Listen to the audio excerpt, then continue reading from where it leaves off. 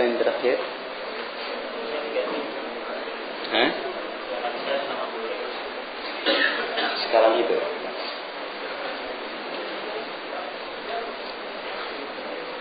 Bismillahirrahmanirrahim.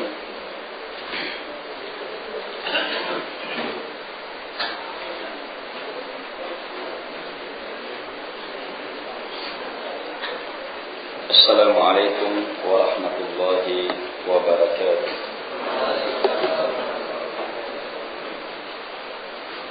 Innal hamdalillah nahmaduhu wa nasta'inuhu wa nastaghfiruh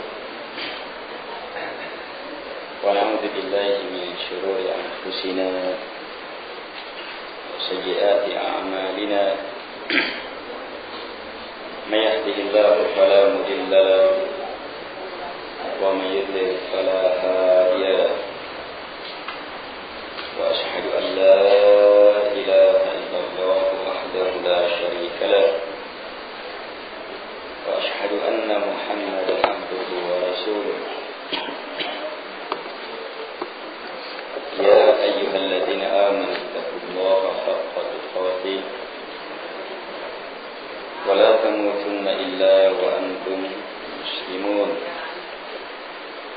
يا أيها الناس اتقوا ربكم الذي خلقكم من نفس واحدة وخلق منها زوجها وبث منهما رجالا كثيرا ونساء واتقوا الله الذي تساءلون به والأرحام إن الله كان عليكم رقيبا. يا أيها الذين آمنوا اتقوا الله وقولوا قولا سديدا يصلح لكم أعمالكم ويغفر لكم ذنوبكم ومن يطع الله ورسوله فقد فاز فوزا عظيما. أما بعد فإن أصدق الحديث كتاب الله وخير الهدي هدي محمد صلى الله عليه وعلى آله وسلم وشر الأمور محدثاتها وكل محدثة بدعة وكل بدعة ضلالة وكل ضلالة في النار. Jamaah pengajian yang dimuliakan oleh Allah Subhanahu wa ta'ala.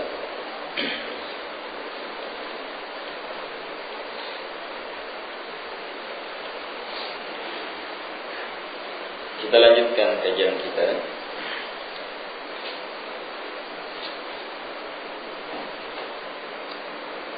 Akhir pembahasan kita tentang kesabaran para nabi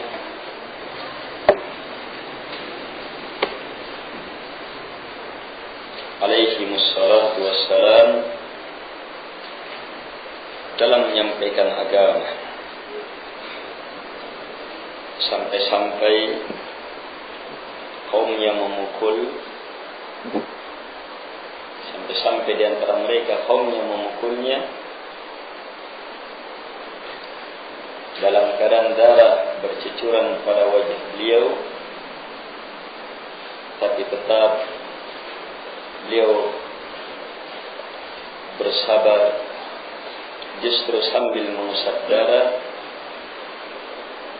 pada muka beliau mendoakan kaumnya, Allahumma ghafir li qaumi fa innahum la ya'lamun. Ya Allah, ampunilah untuk kaumku karena sungguh mereka tidak mengetahuinya.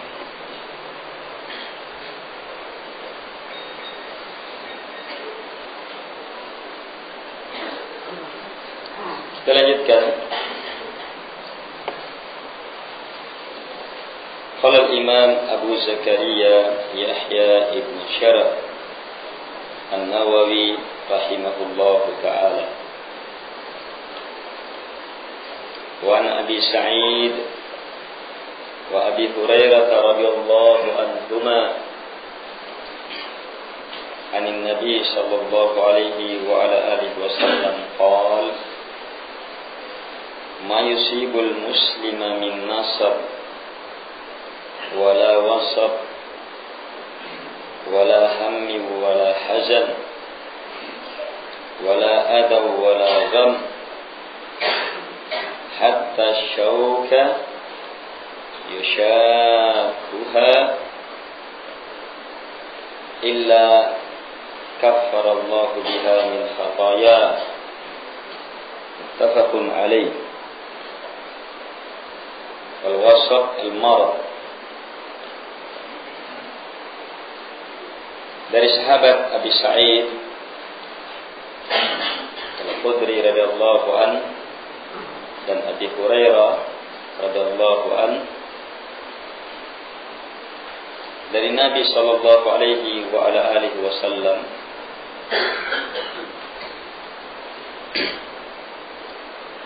bahwa beliau berkata,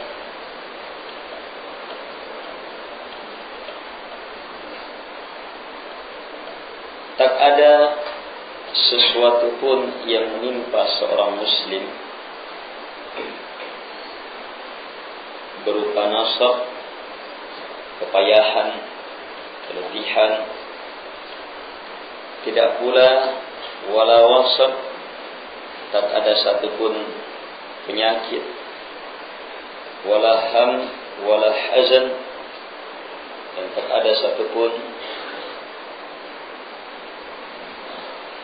gundah gulana, kekhawatiran, kesedihan, wala ada, dan tak ada satupun gangguan, wala gham, demikian pula tak ada satupun kekhawatiran, sampai satu duri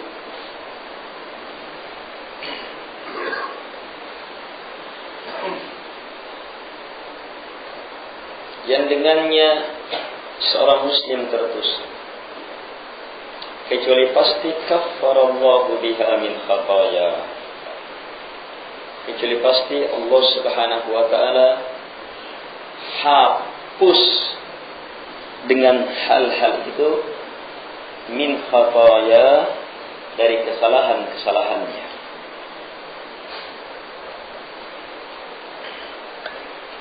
Hadis ini diriwayatkan oleh Imam Al-Bukhari dan Imam Muslim.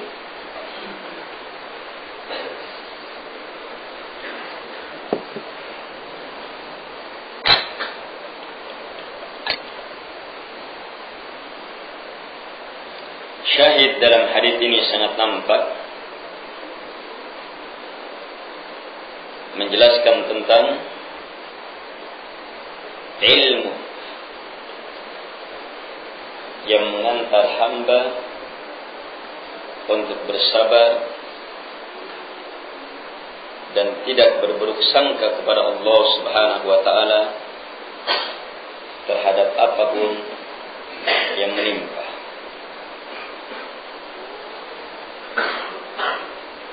Hebatnya perkara ini, tak ada satupun dari perkara-perkara ini yang menimpa seorang muslim kecuali pasti Allah Subhanahu wa taala hapus kesalahan mereka dengannya.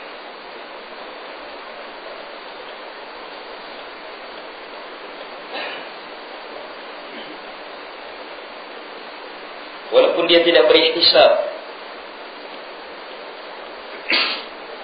Sebab hadis ini menunjukkan terhapusnya kesalahan sekedar tertimpanya kita dengan hal-hal itu. Kalau disertai dengan ihtisab, mengharap pahala, ya, di balik musibah itu, di balik kesakitan itu, di balik penyakit itu, di balik gangguan itu, di balik kesedihan, kekhawatiran, gundah gulana, atau sampai duri yang menyakiti, Kalau mampu ihtisab, maka bukan sekedar terhapus dosanya, tapi bertambah pahalanya. Bertambah pahala. Jadi ada dua hal. Ada musibah yang menggugurkan dosa, dan ada musibah lebih dari itu, menggugurkan dosa dan sekaligus menambah pahala dan kedudukan di sisi Allah Subhanahu wa ta'ala.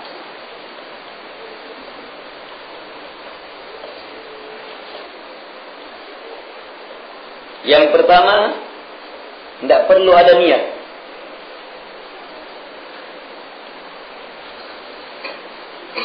Tapi yang kedua, harus ada ihtisab, mengharap, niat.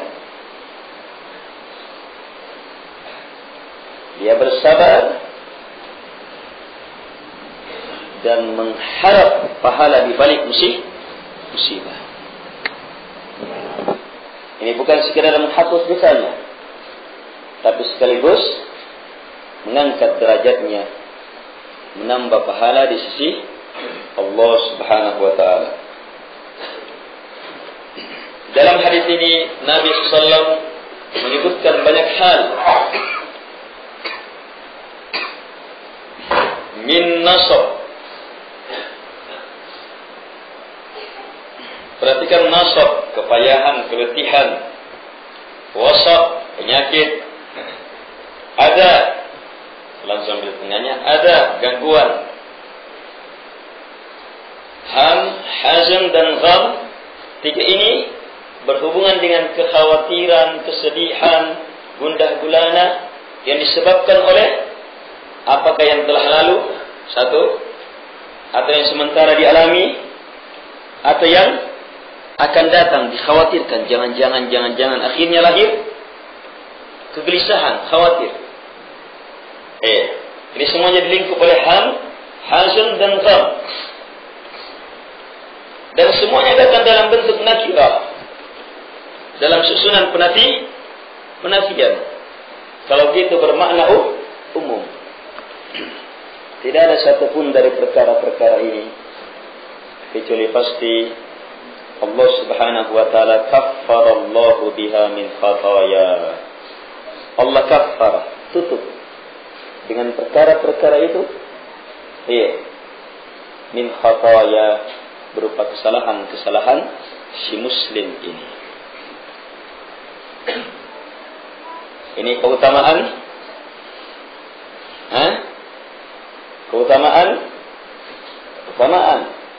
rahmat Allah Subhanahu wa ta'ala bagi siapa?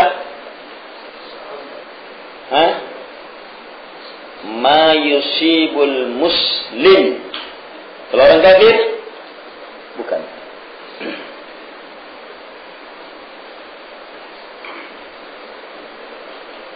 Karena itu bersyukurlah sebagai seorang muslim.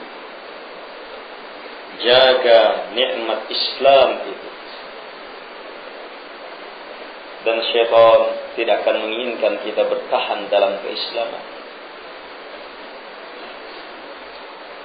Makhluk terkeji, terjahat, terlaknat itu tidak akan rela kita tetap bertahan dalam Islamnya kita.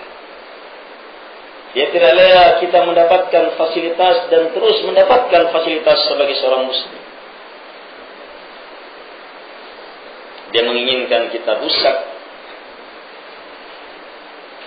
Karena itulah, jangankan saat ini di hadapan Allah Subhanahu wa ta'ala saja dia telah bersumpah untuk mencelakakan kita. Dari berapa arah penjuru?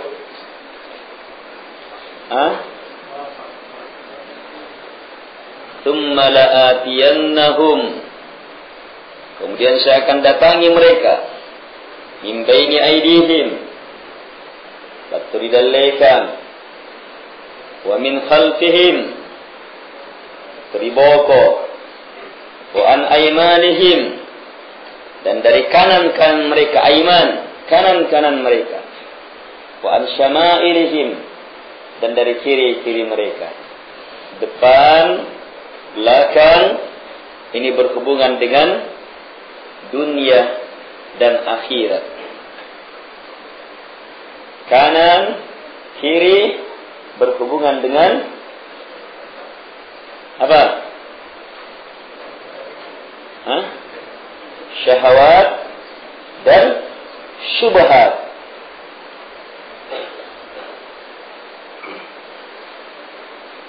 Dia akan terus serang. Ada orang yang dilalaikan oleh harapan-harapan dunia.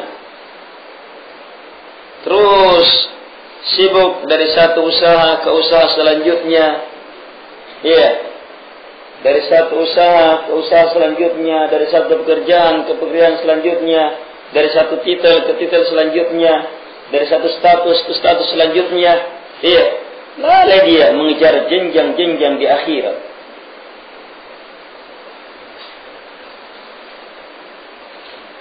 Ada orang yang dilalaikan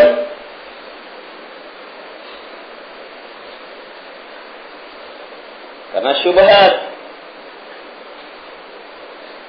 karena syahwat. Apakah syahwat yang berhubungan dengan wanita,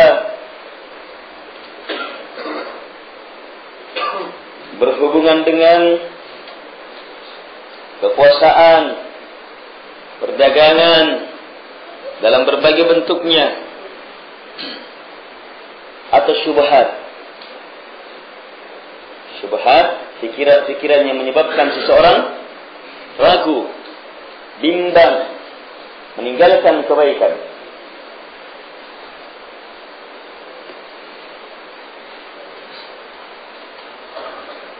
Syaitan tidak akan menginginkan kita di atas keislaman ini.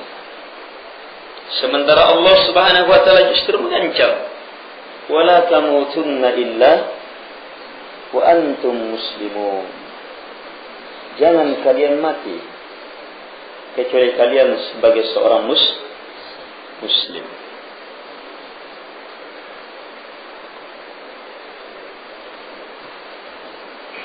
Dan al-muslimlah yang akan mendapatkan fasilitas besar ini. Tidak ada seorang muslim pun yang tertimpa musibah ini kecuali Allah gugurkan kesalahannya dengannya.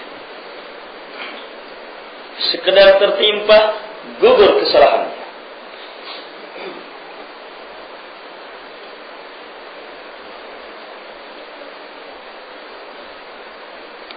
Al-Syekh Al-Utsaimin rahimahullahu ta'ala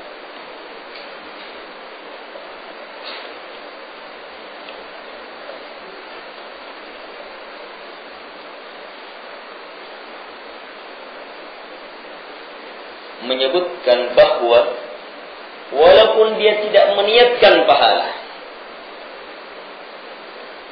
walaupun dia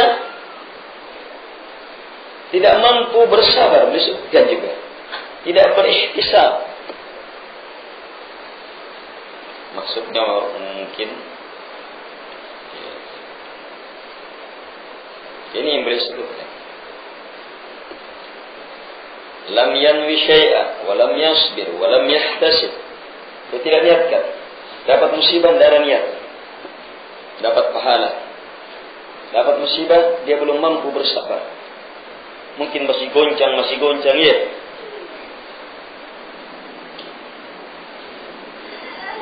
Dapat musibah, dia belum mampu berihtisab, mengharapkan pahala besar di balik musibah. Walaupun demikian, sekedar dapat musibah, dosa sudah gugur. Untuk siapa? Al-Muslim. Nikmatnya hidup sebagai seorang muslim, mulianya hidup sebagai hamba Allah Subhanahu wa ta'ala. Dan al-muslim itu apa? Orang yang beribadah hanya kepada Allah Subhanahu wa ta'ala, jauh dari kesyirikan. Mana dalilnya? Qul ta'alau ya ahlal kitab, ta'alau ila kalimatin sawa'in bainana wa bainakum alla na'budu illallah wala alla na'budu illallah wala nusyrika bihi syai'an wala yattakhidha ba'duna ba'dan arbaban min dunillah fa in tawallaw faqulu ashhadu bi anna muslimun. Sampaikan ya Muhammad, wahai ahli kitab, mari ila kalimatin sawa, kepada seruan, kepada kalimat sama, adil antara kami dan kalian. Seruannya terdiri dari 3 kalimat. Allah na'budu illallah, tidak boleh ada ibadah kita kecuali hanya kepada Allah. Tauhidkan Allah, jauhkan ibadah kita dari siapapun juga selain Allah Subhanahu wa taala. Termasuk Nabi Isa. Termasuk saya, kata Nabi Muhammad SAW. Harus hanya kepada Allah. Berarti sama ya? Sebab semuanya jadi hamba. Semuanya menyembah. Yang kedua, wala nusyrika bihi syai'an. Jangan sekali-sekali kita melakukan kesyirikan sedikit pun juga kepada siapapun juga. Ini kalimat sama. Yang ketiga, wala yattakhidha ba'duna ba'dan arbaban min dunillah. Jangan sebagian kita mengambil sebagian yang lainnya menjadi rob-rob tandingan selain Allah Subhanahu wa taala. Jangan.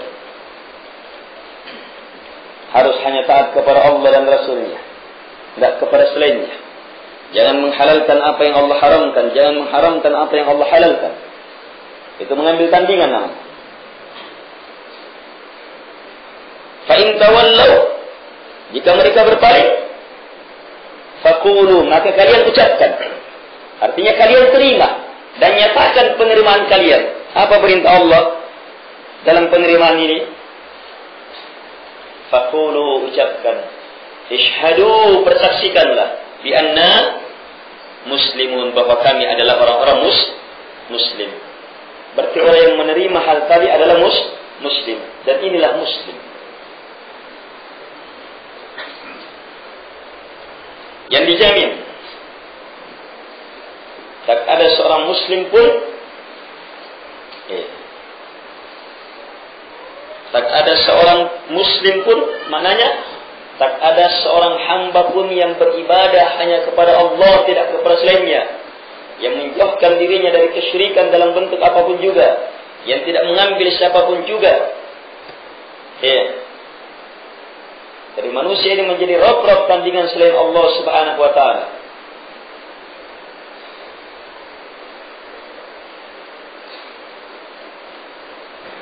Itulah keislaman, dan inilah yang mendapatkan kemuliaan besar dalam hadis ini.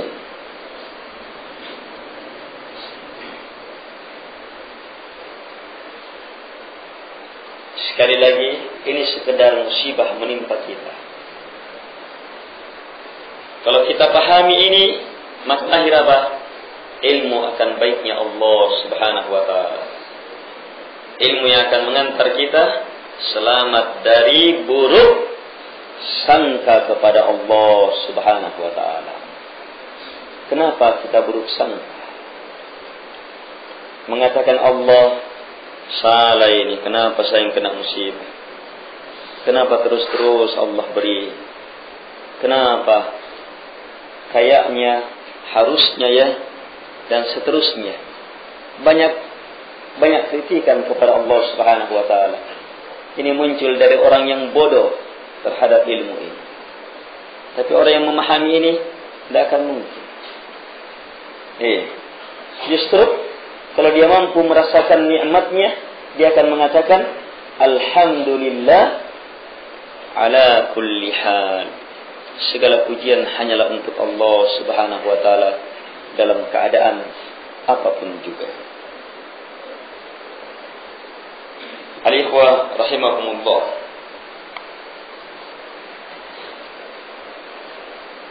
Yang disebutkan oleh Nabi SAW di sini bentuknya sangat banyak.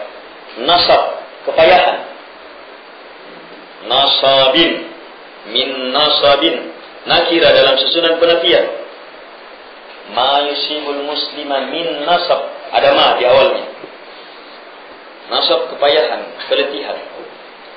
Coba lihat, kita payah di muka bumi, letih. Ya, tidak boleh tidak. Harus payah, harus letih. Kadang payah dan letih itu memang harus. So, kita perlu kerja. Ya. Tapi bersamaan dengan itu, Allah Subhanahu wa taala jadikan sebagai penghapus dosa. Coba lihat nikmat besar. Seorang petani kepayahan membajak, mencabut, menanam, memelihara, mengairi, memupuk, menyiang, lakukan penyiangan, nyemprot, menjaga hewan-hewan, memberantas hama, hadapi tikus. Belum lagi mau panen, payah lagi.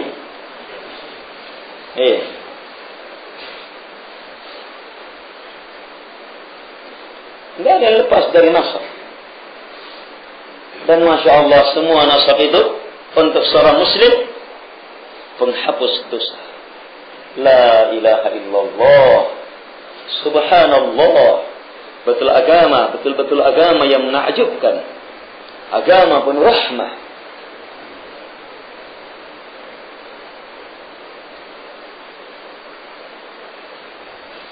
Yang kerja di kantor payah juga.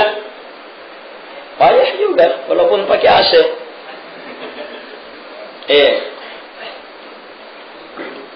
Saya berpikir, catat. Tapi kira-kira yang mana lebih payah? Petani, nelayan. Yang mana kira-kira lebih payah?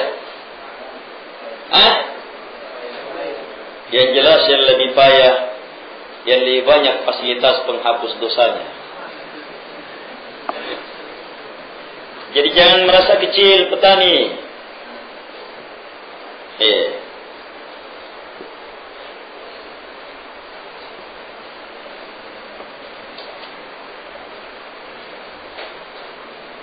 Tapi pegawai juga payah betul. Kalau BBM naik, barang-barang naik, kalang kabut dia. Sudah teratur. Gaji 5 juta ini dalam sebulan pas. Sudah diatur, ada lokasinya sudah. Tiba-tiba barang naik. Harusnya uang makan sebulan 250. Berasnya, lengkap dengan sedikit bumbunya. Uang gasnya berapa? 70.000. Naik gas menjadi 140.000. Di mana tambahan? Naik bensin. Di mana tambahan? Akhirnya payah juga. Tapi kalau petani, tenang saja. Petani sudah ada persiapan. Tidak ada gas, tidak ada ini. Dia biasa memasak pakai kayu.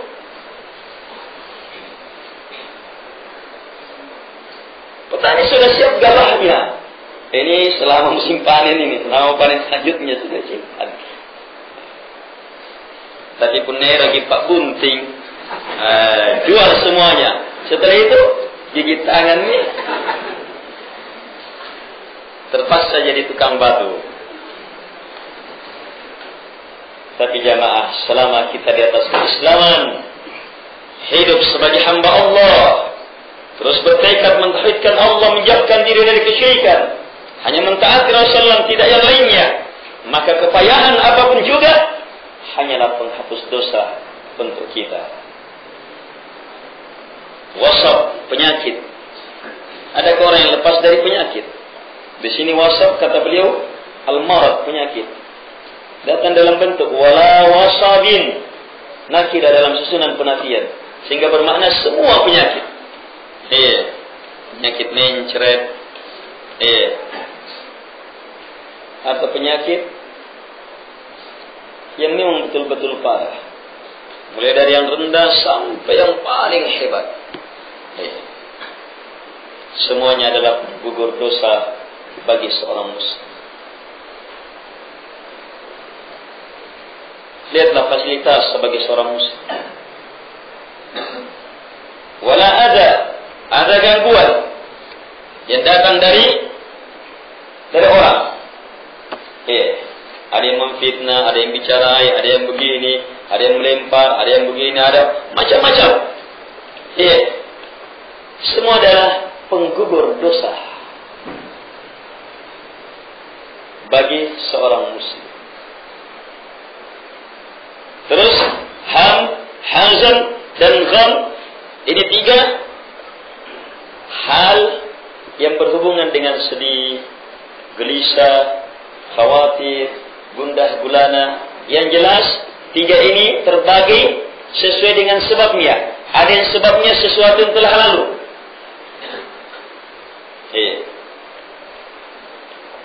Pernah dia melakukan begini, aduh, bagaimana ya dulu itu?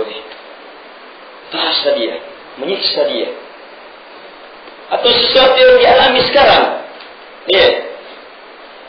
kesulitan sekarang yang dialami, yang membuat dia sedih, gelisah, gundah gulana.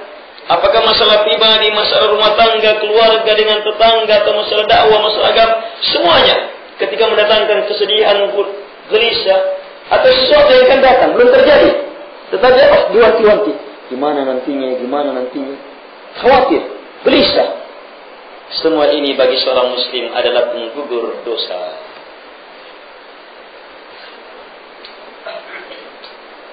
Subhanallah, Maha suci Allah Subhanahu wa ta'ala.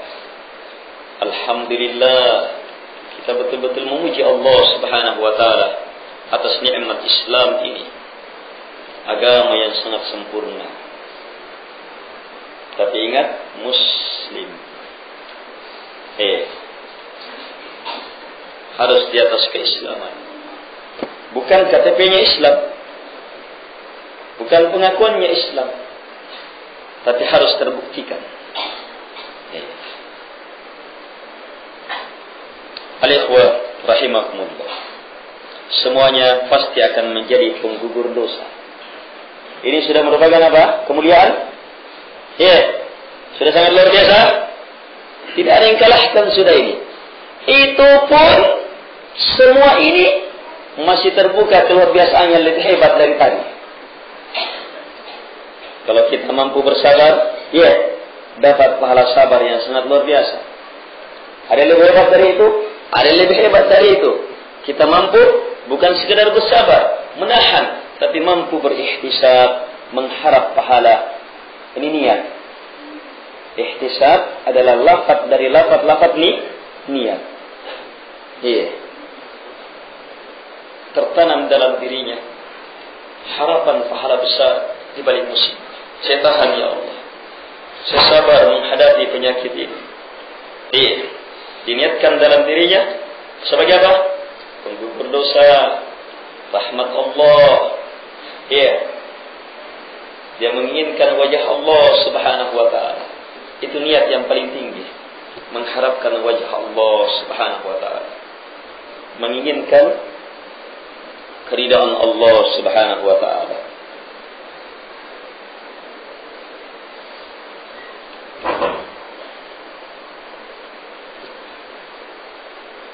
Sampai duri yang menyakiti. Ini Nabi menyebutkan batas apa? Sakit yang paling kecil. Kita ditusuk duri. Kalau petani sekali masuk ke sawah itu berapa kali ditusuk duri? Bahkan sudah terbiasa. Sudah refleksi itu. Kayak semacam pijit refleksi. Tusuk aku puntur sudah itu. Tena mau nakasiya ki kaabalan ni.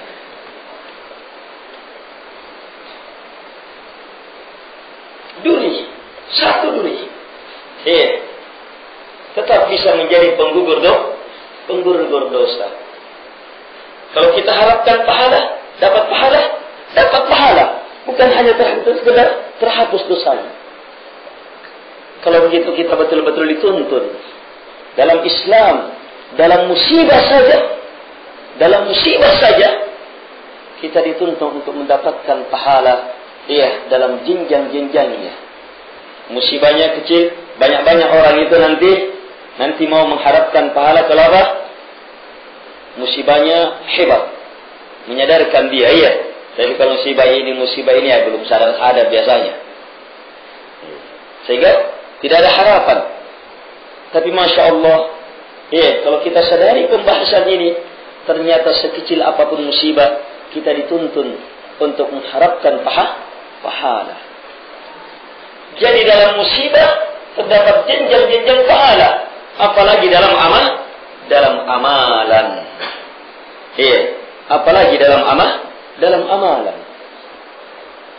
Kalau begitu semakin jelas Islam betul-betul agama yang sangat luas. Tidak ada yang seperti ini kecuali hanya dalam Islam.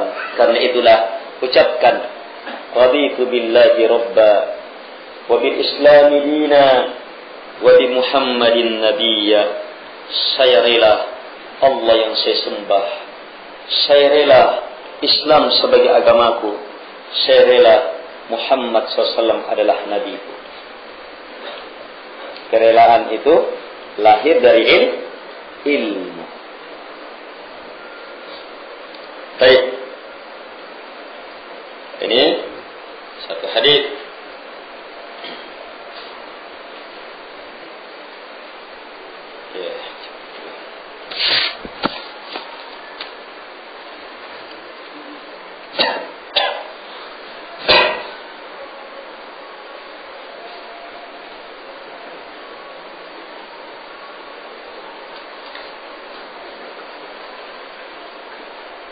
Ramadan kira-kira tanggal berapa?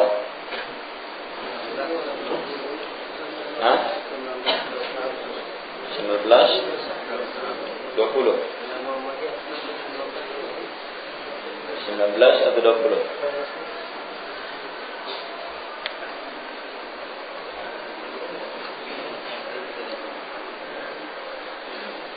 Kalau 19, 20 berarti masih ada Rabu sekali ya? Masih ada Rabu sekali insyaAllah. Masih ada 18 Rabu. Ada pertanyaan? Sebelumnya mungkin pertanyaan ini agak keluar dari pembahasan malam ini. Dan saya bagaimana hukumnya orang yang masuk militer. Dan yang kedua yaitu wanita yang masuk militer. Kalau wanita, itu tidak boleh masuk militer. Wanita itu Allah berfirman, wa qarna fi buyutikunna. Dan diamlah kalian di dalam rumah kalian. Kalau seandainya wanita tahu tugasnya di rumah, itu 24 jam itu tidak cukup. Kalau orang tahu tugasnya, yang di setiap tugas itu dia bisa mendapatkan pahala besar mengalahkan lelaki.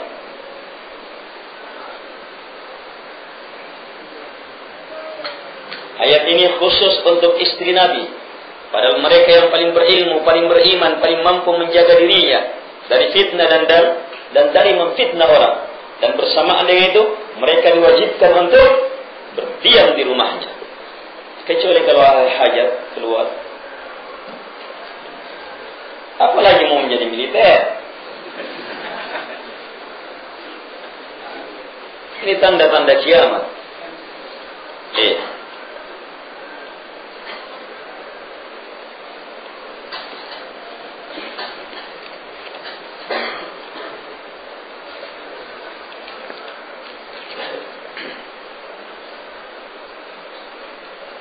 Bagaimana hukumnya orang masuk militer? Kalau yang laki-laki masuk militer, boleh laki-laki?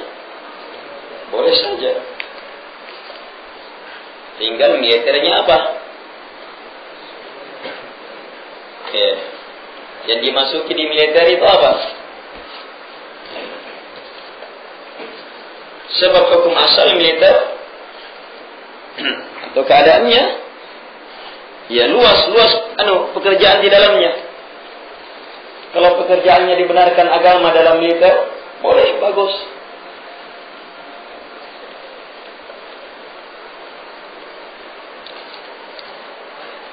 Dan ada tugas militer yang sangat luar biasa hebatnya. Amalan yang tidak bisa dijangkau oleh amalan lainnya. Yaitu apa? Ar-ribat. Berjaga di perbatasan untuk menjaga negara, menjaga kaum muslimin dari serangan musuh. Di antaranya lagi menjaga keamanan. Kemudian besar. Dan mereka yang dilatih untuk menghadapi yang seperti itu.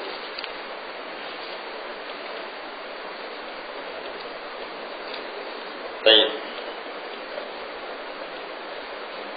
Bagaimana membedakan bahwa musibah yang ditimpakan kepada seorang itu sebagai siksaan atau sebagai penghapus dosa? Kalau seorang muslim, kalau dia seorang muslim, maka menghapus dosanya. Kalaupun dia tersiksa dengan cobaan itu, maka tetap akan menghapus dosa. Siksaan kan? Orang tersiksa tidak dapat penyakit. Tersiksa tidak? Tersiksa. Tapi kalau dia muslim, maka dia menghapus dosa.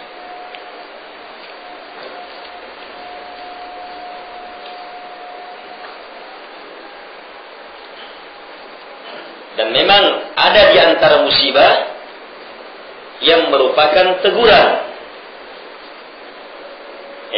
Ada di antara musibah yang merupakan teguran. Orangnya misalnya muslim, tetapi masih suka dusta, ditegur dengan musibah. Ada yang pukul mulutnya, akhirnya giginya ompong, atau jatuh dari motor, robek. Dapat musibah karena penyakitnya. Ini apa? Teguran, siksaan. Jenis dari azab yang seperti ini. Tetapi keislamannya tetap menjadi sebab gugur dosa itu. Menjadi sebab gugurnya dosa. Hanya kalau dia lebih sadar, dia bisa mendapatkannya lebih dari gugurnya dosa. Yaitu apa? Kesadaran. Sehingga dari pendusta menjadi orang yang jujur. Jelas ya? Baik. Ya. Tadi dijelaskan bahwa setan menggoda dan berkuasa menggunakan dan dari kanan. Ya. Ada yang mempertanyakan bagaimana dari atas dan dari atas dan dari bawah. Kemudian ada yang menafsirkan bahwa dari atas itu adalah dosa. Kemudian dari bawah itu adalah sujud. Dari atas, syaitan tidak sebutkan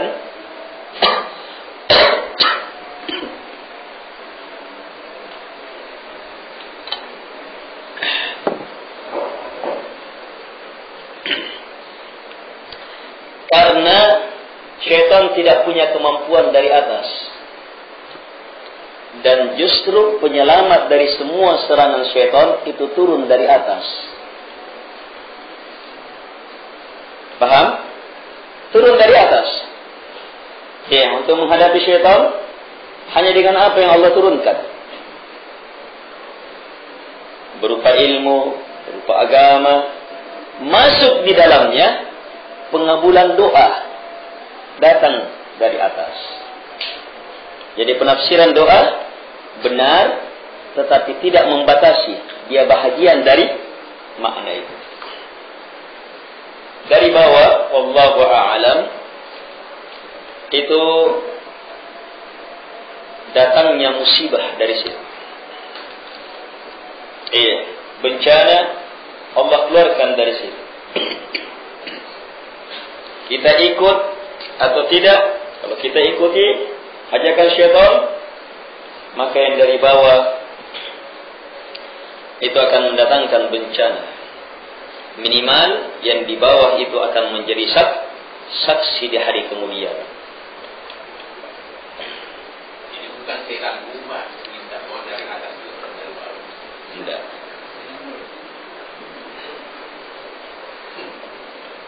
Mana yang lebih utama di bulan Ramadan? Menamatkan Al-Quran atau murajaah dan menambah hafalan.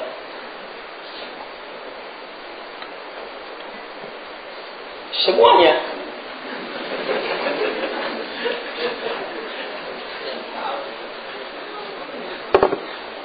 Tamatkan untuk murajaah, untuk menghafal. Tapi ada yang lebih utama dari semua ini. Ada yang lebih utama dari yang tidak disebut di sini. Tadabburi ayat-ayat Al-Quran. Kita tadabburi satu ayat, melahirkan ilmu, melahirkan keyakinan, memberi cahaya di dalam hati. Ini lebih baik daripada berjus-jus kita baca. Dan di sini kekeliruan banyak kaum muslimin, berlomba menamatkan. Bagus daripada tidak ada.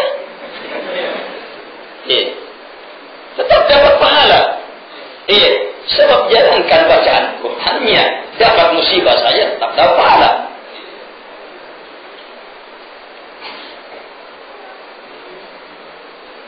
Hanya ada yang lebih utama. Al-Quran diturunkan bukan sekedar untuk dibaca. Lagi pula kalimat watlu, tilawah dalam Quran, tilawah itu artinya bukan sekedar lafazkan. Tilawah artinya baca, pahami, yakini, ikuti. Itu tilawah. Tilawah itu mengikuti.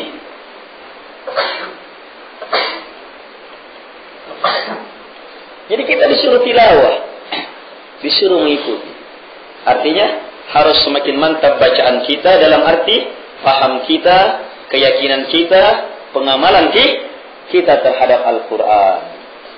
Inilah yang melahirkan nilai takwa, dan takwa itulah yang menjadi tujuan puasa la'allakum tattaqun.